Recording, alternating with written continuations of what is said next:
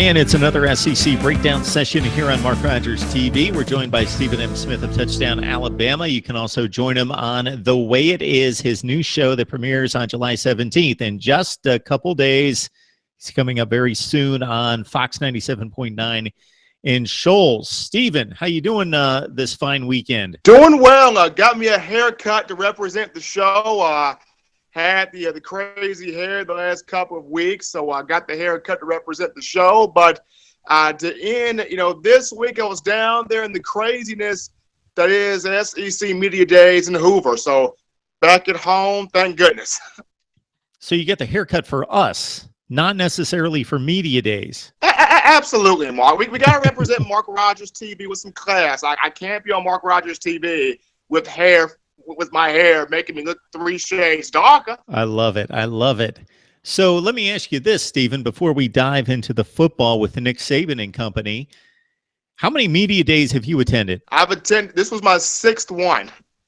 So this is a huge event. This is by far the standard when it comes to college football conference media days. The ACC took place on Thursday and Friday, and at this point you can tell that they're trying to mirror what the SEC does and trying to raise the standard, but they're nowhere close to the media saturation and the spectacle and the event that the SEC Media Days is.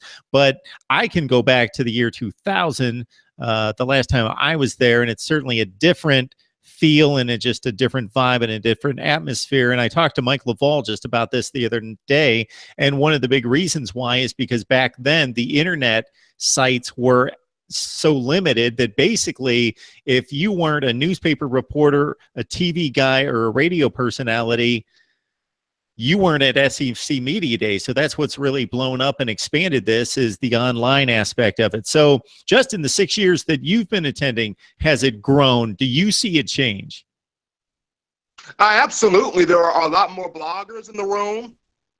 Definitely a lot more online magazines in the room. It's a clean mixture of people in the room, and I think nowadays people want more controversy. I know in years past you want the strict journalism, you want to get to the meat and the potatoes, the facts of the information, versus nowadays, people love those wild and crazy and creative stories, and I guess that gets the page clicks and the TV revenue going. But it's different nowadays because people like that controversy. And we get less headline type of narratives and crazy comments out of the coaches because Les Miles, Steve Spurrier in particular, out of circulation in the SEC.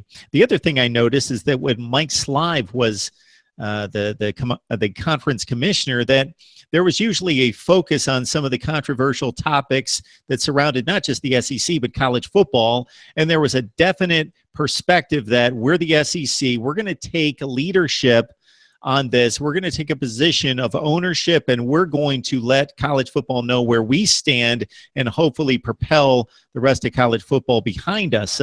Greg Sankey certainly doing a fine job, but in terms of his rhetoric at the podium, it's more about the success of the SEC, the diversity, the all-sports success across the board. And I also, by extension, noticed that Nick Saban used to come with an agenda, and he had 1 or 2 topics, things that he really wanted to promote, whether it be involving his own program, but typically it involved the SEC and to a further extent college football. Not necessarily now. It was like the head coach for Alabama just showed up and did his time. I didn't necessarily read into anything in particular that Nick Saban had to say that was out of the ordinary.